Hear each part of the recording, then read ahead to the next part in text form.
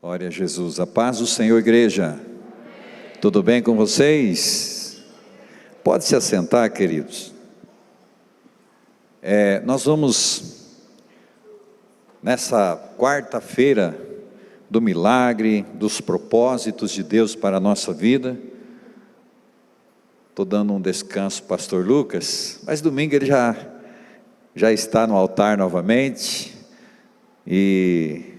E vamos, né, irmãos, como é bom a gente ter uma parceria no trabalho de Deus. Eu sei quão árduo, quão difícil porque o pastor não é só o momento do altar, né? O pastor, ele está no dia a dia, em todo o tempo na atividade. Eu sei da correria, do trabalho, que é a gente estar ativado no reino, no ministério de Deus, e o pastor Lucas supriu nossas necessidades, a necessidade da igreja, e eu quero louvar a Deus pela vida do querido pastor, da pastora Tatiane, e louvar a Deus pela sua vida também.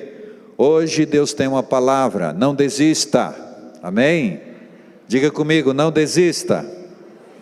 Então vamos orar. Querido Deus, no nome de Jesus nós estamos aqui no teu altar, mas na verdade, Pai, debaixo do teu altíssimo altar, é aquele altar soberano, Pai, o qual os altares da terra, a tua palavra diz que é o escabelo dos teus pés, e aqui nós estamos como ser humano, pessoas, vasos, Pai, que precisa da tua graça para ministrar a tua palavra. Já recebeste o nosso louvor, já recebeste a nossa adoração.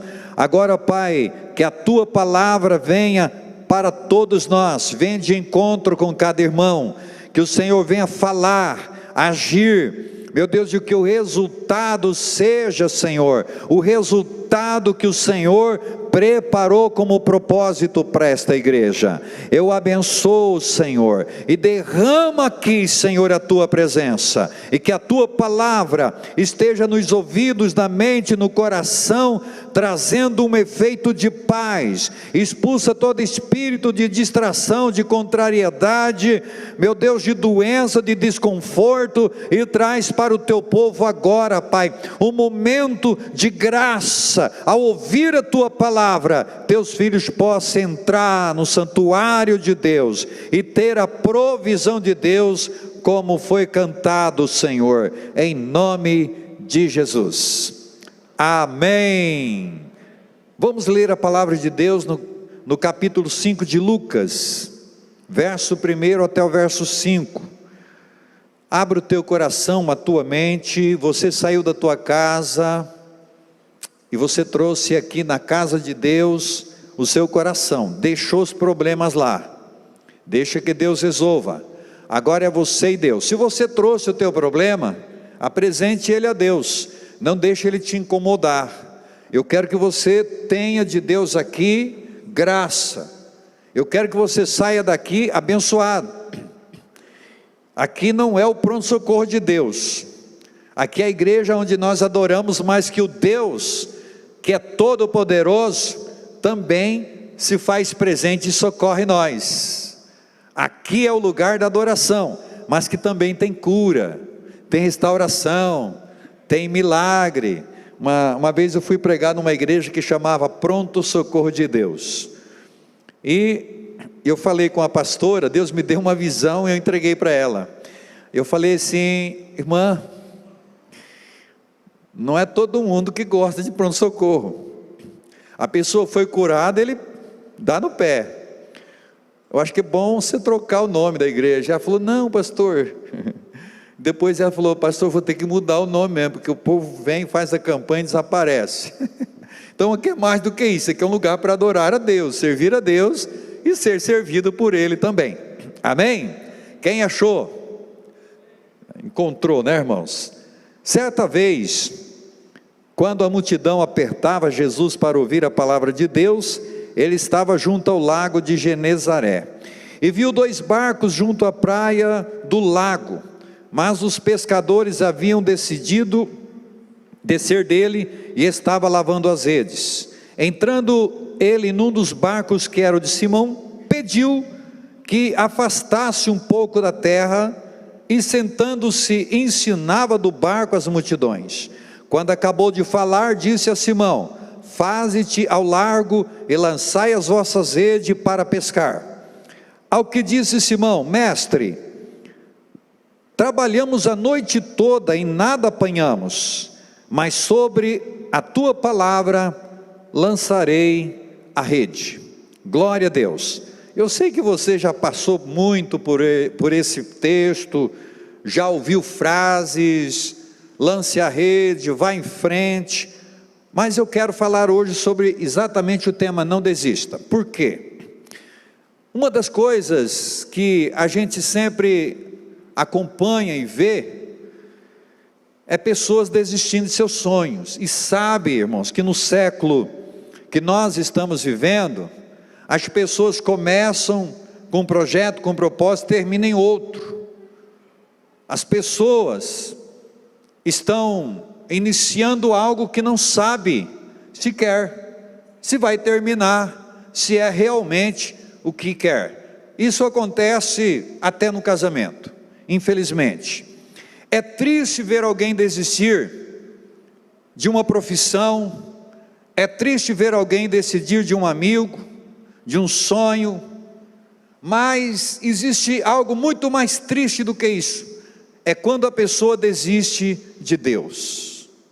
Desistir de Deus é triste demais. A vida sem Deus é como você entrar num labirinto e não saber mais como sair. Então, quando nós decidimos que Deus é o nosso guia, que Deus será o nosso companheiro, Deus sabe onde você deve ir e quando você deve sair de lá. Quando Pedro diz: para quem iremos nós? Pedro sabe disso. Pedro sabe, em João capítulo 6, o verso 68, ele diz: Senhor, para quem iremos nós? Só tu tens palavras de vida eterna. Então Pedro sabe que sem Jesus a vida seria sem direção. Você pode chegar em algum lugar, talvez que você até diga: olha, por sorte cheguei aqui, mas a vida sem Deus, ela é uma vida sem direção e termina, tudo que começa errado termina errado, tudo que termina sem Deus, no final não tem paz, não tem alegria, não tem felicidade. Você pode desistir de um amigo e ter outro amigo. Você pode desistir de uma profissão e conseguir outra profissão. Você pode desistir até de um sonho e de repente lá na frente você mirar outro sonho e conquistar esse sonho. Você pode desistir de uma ajuda, rejeitar uma ajuda e lá na frente você conseguir outra ajuda, outra pessoa que te ajude. Você pode desistir até de si mesmo. Às vezes acontece isso. Você pode desistir do teu casamento e de repente você se divorciar e casar com outra pessoa. Nós vivemos num mundo onde nem tudo dá certo, não é verdade? Nem tudo funciona, nem tudo é como a gente planejou, e muitas vezes as coisas terrenas, elas mudam de lugares e propósitos. Normalmente, a própria natureza, a Bíblia diz que nos últimos tempos, se inflamaria, se tornaria diferente, e por se tornar assim, parece que as pessoas vão se obrigando a se adequar a isso, e você às vezes desiste de muita coisa, que você achava que era boa, mas talvez não era tão boa, então você agora tem que ter algo melhor, então você toma uma decisão, entendendo que foi para melhor, e às vezes é para melhor. Mas se você desistir de Deus, irmãos, já era. Por que eu estou falando isso? Não existe dois deuses. Você pode ter dois amigos, você pode ter duas opções, você pode ter N opções na vida. Agora, Deus é um só, Senhor e Salvador é um só, não há dois. Atos capítulo 4, o verso 12: em nenhum outro há salvação, porque debaixo do céu nenhum outro nome foi dado entre os homens para que possamos ser salvos. Então, querido, quando nós desistimos de Deus, nós estamos sem opção.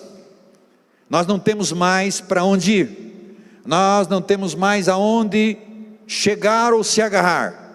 Então, querido, você pode desistir até de você mesmo, mas se você não desistir de Deus, ainda tem esperança para você. Se você não desistir de Deus, ainda tem esperança para a tua vida. Isso já aconteceu com você, tem certeza? Quantas vezes você olhou para você e disse assim: olha, desisti de mim mesmo. E é uma das piores decisões da vida, desistir de nós mesmos.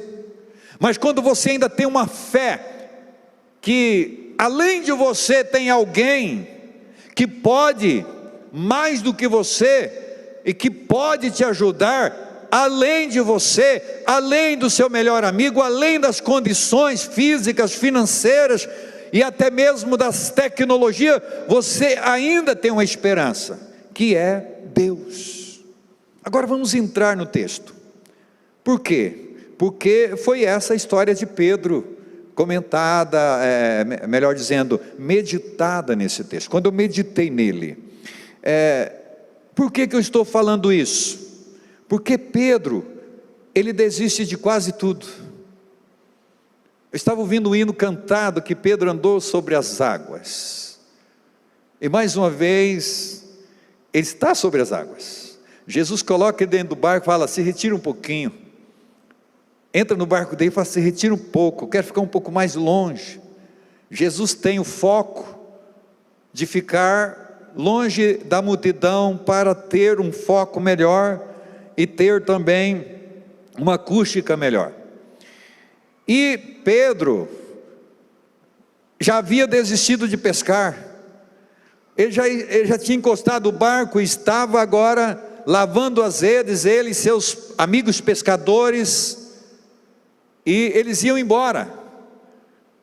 Então, naquele espaço que Pedro está lavando a rede para ir embora, Jesus chega, e a Bíblia diz que quando Jesus chega, Jesus sabe que Pedro tinha desistido ou terminado aquele tempo de pesca, e Jesus sabia também que ele tinha desistido de tudo, humanamente falando, de todas as condições que o ser humano possa ter dado para ele naquela noite toda.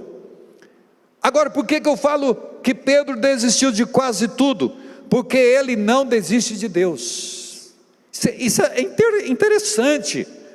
Ele não desiste de Deus. Sobre a tua palavra lançarei a rede. Olha, se você olhar a palavra de Deus, você vai entender que Pedro, ele está indo embora, desistiu de pescar, ele não tem mais confiança naquele dia, e Jesus aparece e fala: lança a rede, e Pedro vai dizer: Senhor, não pegamos nada a noite toda, mas sobre a tua palavra lançarei a rede. O que Pedro pensou naquela hora? O que acabou de mim, ainda tem um Deus por mim. Pedro ainda conseguiu enxergar um Deus, mesmo após trabalhar a noite toda, e desacreditar nas possibilidades humanas, Pedro ainda continua com a sua esperança em Deus.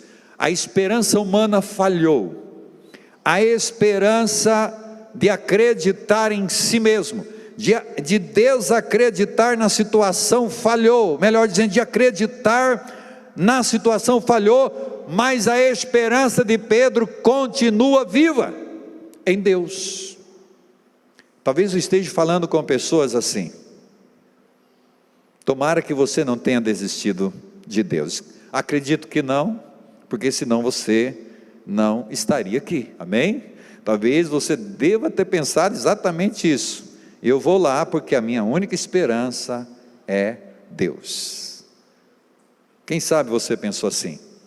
O fato de você não ver uma saída não significa que Deus também não vê.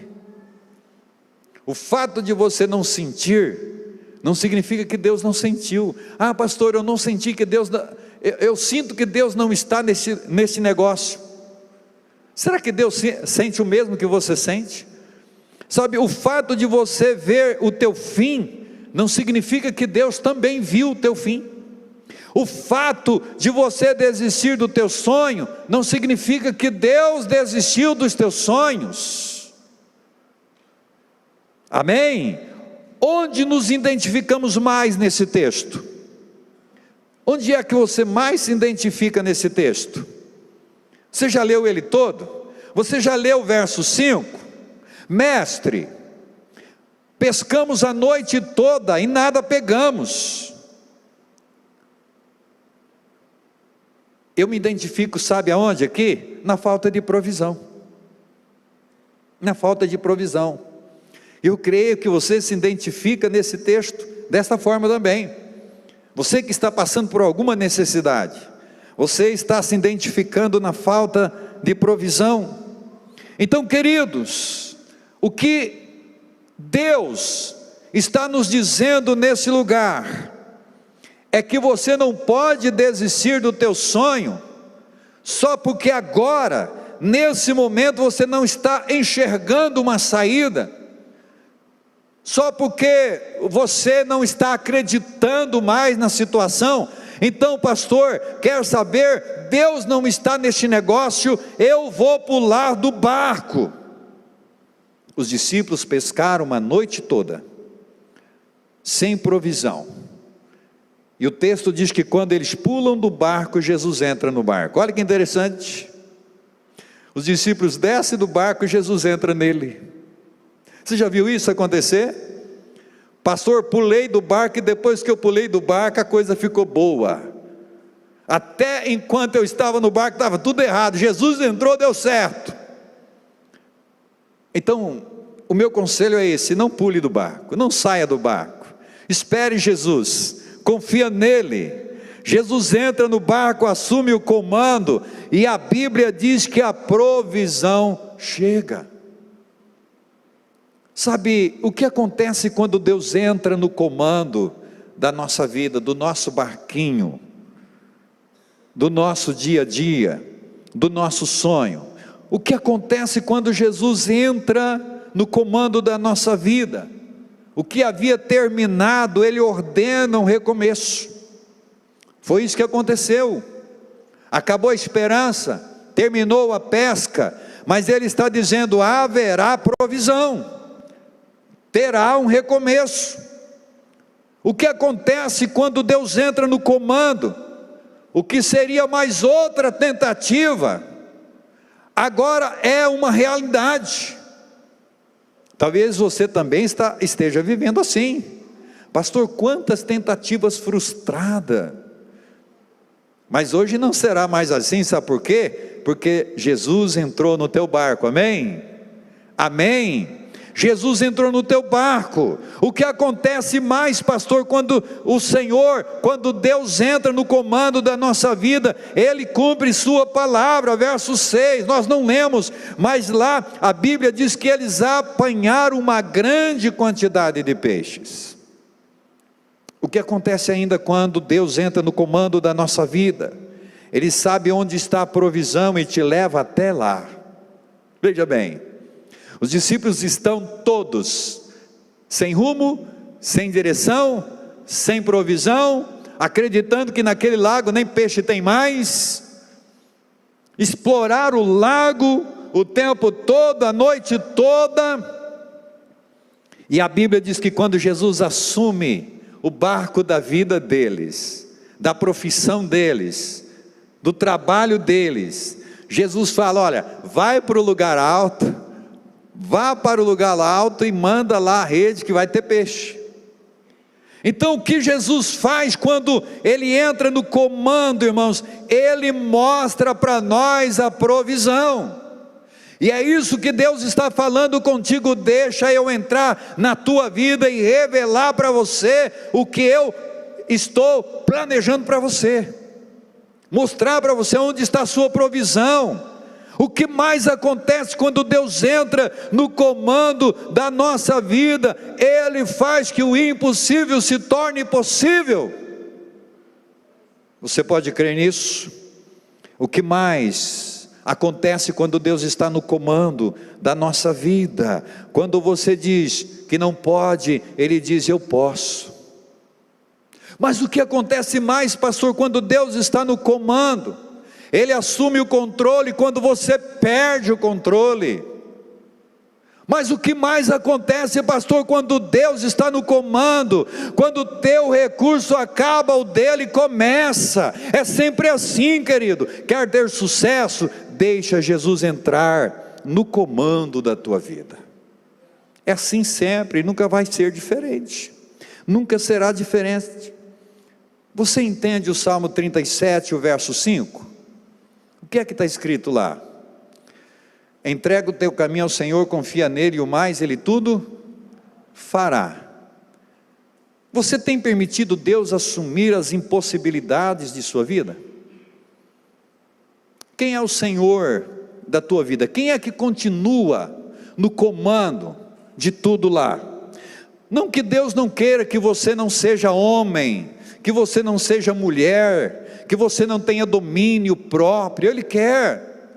Mas às vezes, irmãos, na caminhada da vida, a gente se perde, a gente perde o domínio, o controle. Não é nem que a gente perde, é que a gente acha que sabe tudo.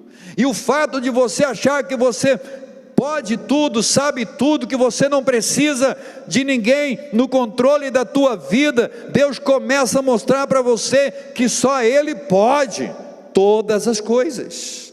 Só Ele pode, e às vezes nós não permitimos isso. Quanta gente perece por não permitir que Deus assuma o controle de sua vida. O orgulho não deixa. Ah, pastor, Deus não se mistura com o negócio. A gente ouve isso aí direto. Deus é religião, Deus é adoração. O que Jesus faz, irmãos, quando Ele chega aonde Pedro está com o seu barco e com a sua rede? Ele assume o barco. A primeira atitude de Jesus é evangelizar. E o que acontece depois que Jesus evangeliza o povo? O que acontece? Ele faz um milagre financeiro também na vida de Pedro. Então duas coisas acontecem nesse texto. Jesus usa o barco de um homem para evangelizar, e o mesmo barco para trazer provisão financeira. É o que a palavra de Deus está dizendo: buscar em primeiro lugar o reino de Deus, que as demais coisas serão acrescentadas. Você parou para pensar nisso? Ah, pastor, mas será que é uma parceria? Não é uma parceria, não. Mas quando você ocupa, ou quando Deus ocupa o teu espaço para as coisas espirituais, para o reino dEle, Ele preenche o teu espaço físico com as bênçãos financeiras também. A Bíblia diz que toda sorte de bênção que há em Cristo Jesus será derramada na nossa vida, mas Ele precisa assumir o controle. Não seja você sozinho. Sabe, se Jesus preencheu o espaço espiritual da tua vida, com certeza o espaço físico também será preenchido com as bênçãos dEle. É muito fácil. Se Jesus entrar no comando da tua vida, o que parecia perdido se acha. É a visão espiritual, irmão, se unindo com a visão de empreendimento, para você ter prosperidade. É só permitir que Jesus assuma o comando do teu barquinho, da tua vida. Vai ter o momento espiritual, vai ter o momento físico, vai ter o momento financeiro. Deus, Ele vai olhar com carinho para a tua vida no todo. Então Jesus, quando ele ocupa o barco de Pedro, ele sabe disso. Deixa eu evangelizar, deixa eu usar o teu barco para pregar o evangelho, deixa depois que o resto é comigo, eu vou acrescentar. Sabe, em segundo lugar, quando é que Deus assume as nossas necessidades, quando Deus supre nossas necessidades? Quando é que isso acontece? Quando cremos e tememos a palavra dele. É preciso crer e temer a palavra de Deus. Irmãos, nós usamos o crer simplesmente como uma expressão e não como uma atitude. Você crê em Deus? Creio. Mas isso é uma atitude ou é simplesmente uma expressão? Então, quando cremos e tememos a sua palavra, olha assim, a Bíblia diz que Pedro tem duas qualidades interessantes. A primeira qualidade de Pedro chama Jesus de mestre. Mestre. Irmãos, jamais ele chamaria Jesus de mestre se ele não conhecesse quem ele estava vendo e a voz de quem ele estava ouvindo. Jesus não é chamado de um qualquer. Pedro chama ele de mestre. Mestre, havendo trabalhado a noite toda, nada pegamos. Aí ele vai chegar no segundo estágio: sobre a tua palavra lançarei a rede. Então Pedro chama Jesus de mestre por acreditar que ele tudo pode. Quando você tem um mestre do teu lado, você está tranquilo, você tira suas dúvidas. Quando você tem um mestre do teu lado, você descansa. E eu quero dizer uma coisa para você: o mestre Jesus está do teu lado aí. O Senhor poderoso, o Criador dos céus e da terra está do teu lado. A segunda virtude de Pedro, porque Pedro diz: sobre a tua palavra lançarei a rede. Ele está dizendo isso porque ele temeu a palavra de Deus e agiu sobre o temor da palavra. Ele creu, temeu e agiu. Três atitudes maravilhosas. O que João diz quando ele está diante de Jesus no Apocalipse capítulo 15, o verso 4: quem não te temerá, Senhor? Quem é que não vai te temer? Em outras palavras, não há ninguém na terra, no mundo ou fora dele que não tema e não trema diante da palavra de Deus. Porque Golias cai, irmãos, diante de Davi por uma palavra. Davi vai dizer a Golias: tu vens a mim com pau e pedra, mas eu vou a ti em nome do Senhor dos exércitos. O Deus que você afrontou, o Deus de Israel, hoje entregará você nas minhas mãos. Golias cai diante da palavra de Davi, porque Davi, com temor e tremor, está dizendo: o Senhor dos exércitos me autorizou, me deu poder, então eu vou te encarar, eu vou te enfrentar. E é isso que Pedro faz. Jesus, o Senhor está autorizando, eu vou. O Senhor falou, eu vou. Quem não vai te temer? Quem é que não vai fazer a tua vontade? Quem é que ousa dizer que Deus falou e não vai acontecer? Quantas profecias contrárias na tua vida?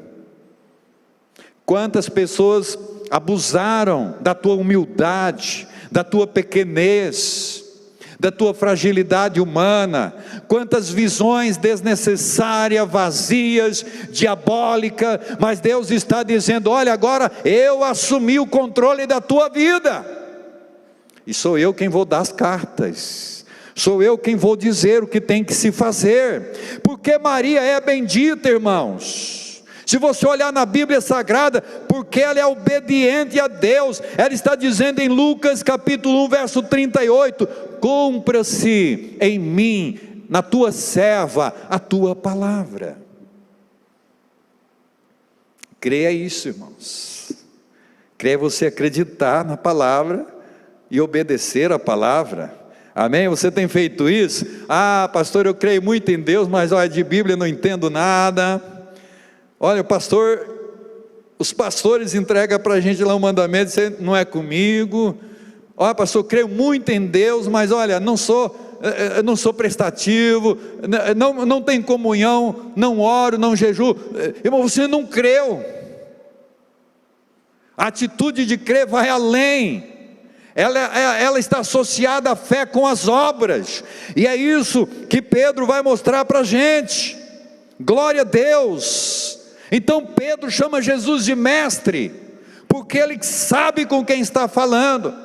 Ele lança a rede, porque ele acredita na palavra do mestre. Davi derruba Golias, porque ele vai em nome do Senhor dos exércitos. Maria é bendita, porque ela pede para Deus cumprir nela a palavra de Deus. Todo o sucesso de Pedro depende de uma coisa só: obediência, rendição à palavra de Deus. Sobre a tua palavra lançarei a rede. Mesmo não confiando na situação, mesmo não confiando em si mesmo, Pedro confia em Deus. Amém? Você confia em Deus? Pastor, eu sou um zero à esquerda. Mas você tem um Deus grande. Pastor, não consigo pular uma pinguela. Jesus fala assim: você vai saltar muralhas. Mas por quê? Porque eu estou contigo. João vai dizer que desapareça eu, que suma eu, mas que Cristo apareça em mim. Você precisa disso para você. Como saber se você tem fé? Como saber? Pela disposição à vontade de Deus. Se Pedro diz eu creio, mas ele não lança a rede, Jesus chamaria os peixes. Posso entrar numa polêmica? Jesus chamou o peixe antes de Pedro crer e lançar a rede, ou depois? Tudo está associado, irmãos. Tudo está associado.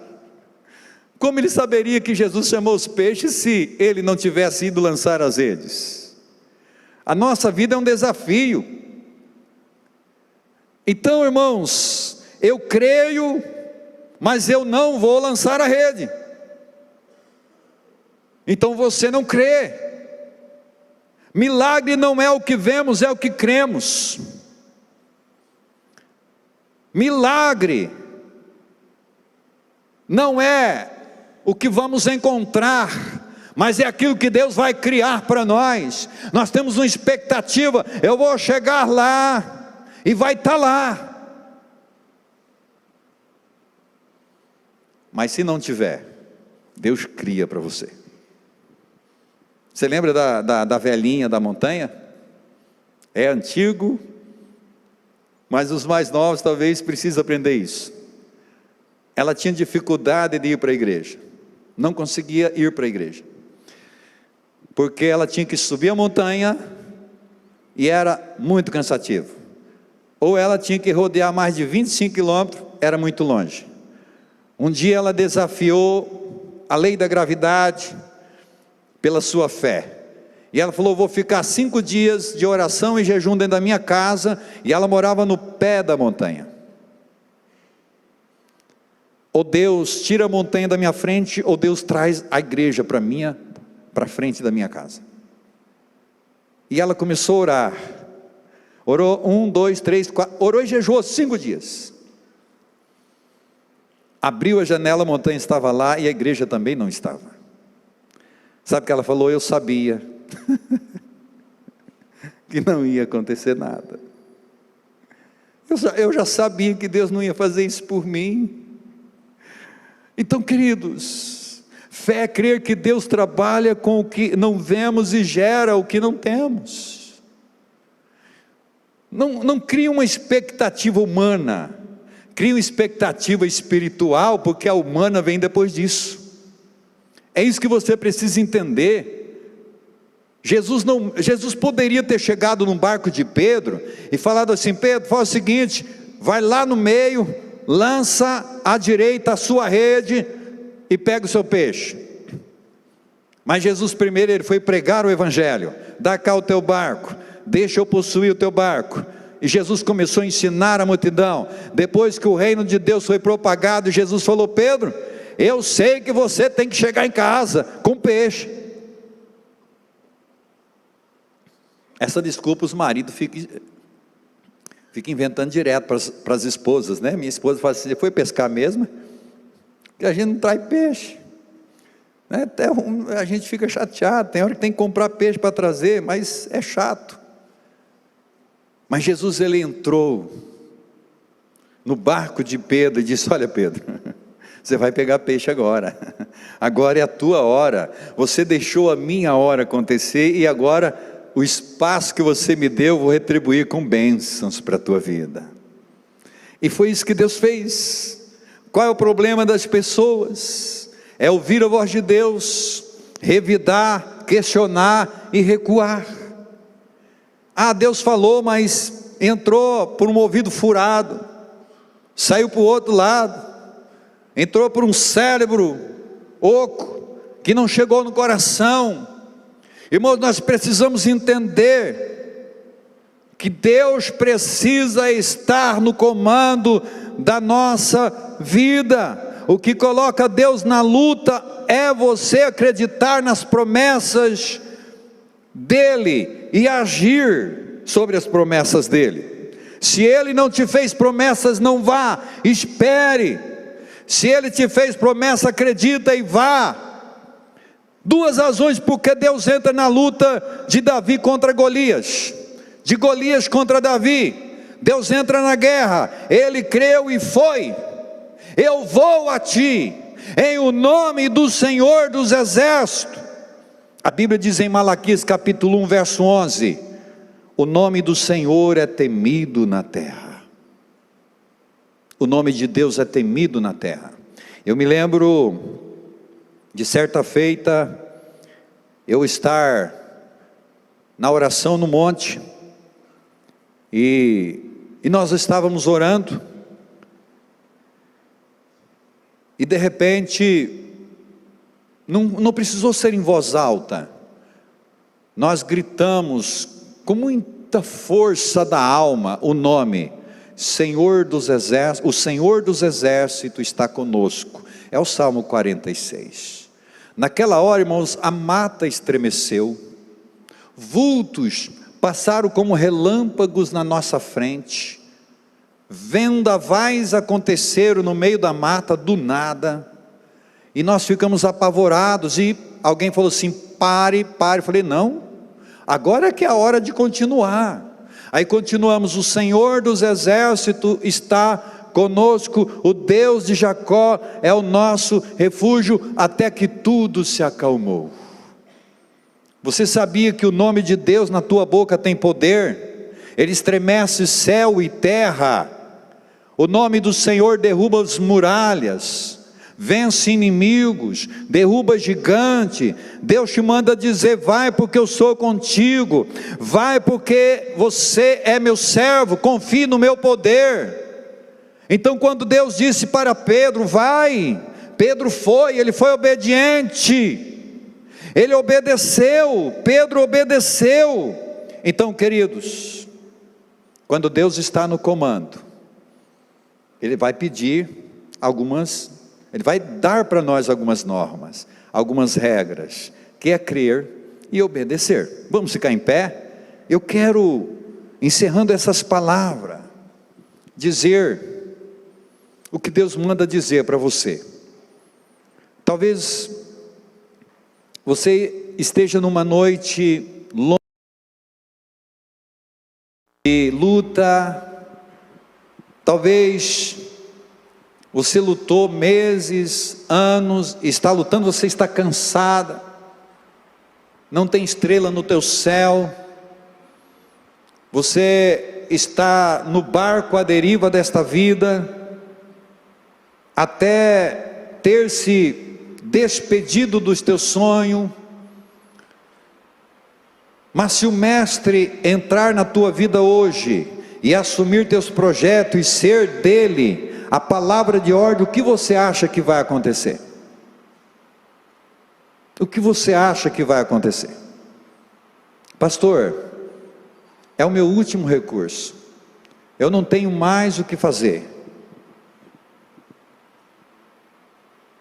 E Deus vai dizer para você: deixa eu assumir o comando da sua vida, deixa eu possuir a tua vida. E quando Deus entra no comando, Ele entra para valer, tá, irmãos?